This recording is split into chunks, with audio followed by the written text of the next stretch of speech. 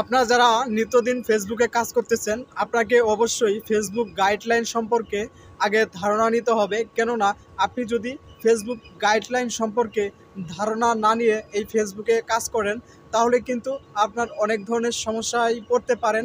আপনি যদি সেই গাইডলাইনগুলা সঠিকভাবে আগে থেকেই জানেন, তাহলে কিন্তু আপনার ভিডিওতে, আপনার আইডিতে কখনো কোনো ধরনের সমস্যা আসবে না, কারণ আপনি সেই গাইডলাইনগুলা আগে থেকেই জানেন।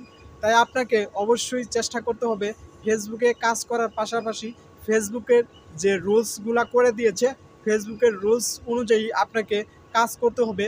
কোন কাজ করা যাবে না, কোন কাজ করলে ফেসবুক কমিউনিটি স্ট্যান্ডার্ডের বাইরে যায়, কোন কাজ করলে ফেসবুক বিভিন্ন ধরনের ইস্যু ধরিয়ে দিতে পারে, এই ধরনের কাজ থেকে আপনাকে অবশ্যই দূরে থাকতে হবে। তা না হলে কিন্তু আপনার দীর্ঘদিনের পরিশ্রম, আপনার দীর্ঘদিনের শ্রম কিন্তু বৃথায় যেতে পারে, আপনার আইডি কিন্তু ব্যান্ড হয়ে যেতে পারে। আমি দেখেছি অনেকেই টিকটক থেকে ভিডিও ডাউনলোড করে সেই ভিডিওগুলা আপনার রিল ভিডিওতে পোস্ট করে থাকেন। এই কাজটা ভাই আপনারা কখনো করবেন না। কেননা আপনি যদি টিকটক থেকে ভিডিও ডাউনলোড করে, মিউজিক ভিডিও ডাউনলোড করে যদি আপনার রিলস ভিডিওতে পোস্ট করেন, তাহলে কিন্তু সেটা কপিরাইট ধরবে। সেই মিউজিকের যে ওনার রয়েছে, এটা হয়তো টিকটকে ফ্রি দিয়েছে, কিন্তু ফেসবুকের জন্য না। আপনি অবশ্যই টিকটকের ভিডিও কিন্তু ফেসবুকে ব্যবহার করবেন না, এটাও কিন্তু আপনার আইডিতে কপিরাইট চলে আসবে। তাই আপনাকে ফেসবুক সম্পর্কিত অবশ্যই সকল আপডেট, ফেসবুক সম্পর্কিত সকল গাইডলাইনগুলা মানতে হবে। ফেসবুক সম্পর্কিত সকল গাইডলাইনগুলা আপনাকে কঠিনভাবে কিন্তু জানতে হবে।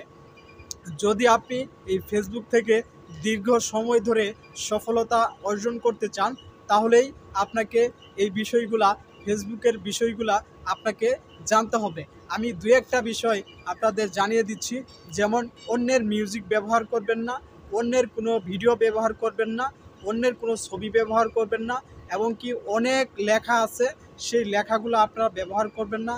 কোনো জাতি, ধর্ম, বর্ণ, এই ধরনের কোনো লেখা, এই ধরনের কোনো ভিডিও বার্তা, কাউকে হুমকি দামকি দেওয়া, এই ধরনের কোনো ভিডিও আপনারা কখনোই এই ফেসবুকে পোস্ট করবেন না।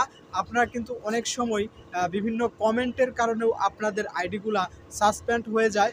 আপনারা যখন কমেন্ট করবেন, আপনাদের সাবধানতার সহিত কিন্তু বিভিন্ন ধরনের কমেন্ট করতে হবে।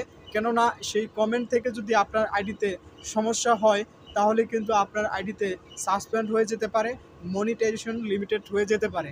তাই আপনাকে অবশ্যই ফেসবুকের নিয়ম মেনে কাজ করে যেতে হবে। আপনাকে অসংখ্য ধন্যবাদ। এই ধরনের নিত্যদিনের ভিডিও পেতে অবশ্যই এই পেজটিকে ফলো করে পাশেই থাকুন। ধন্যবাদ সবাইকে। চাইলে ভিডিওটি শেয়ার করে দিতে পারেন।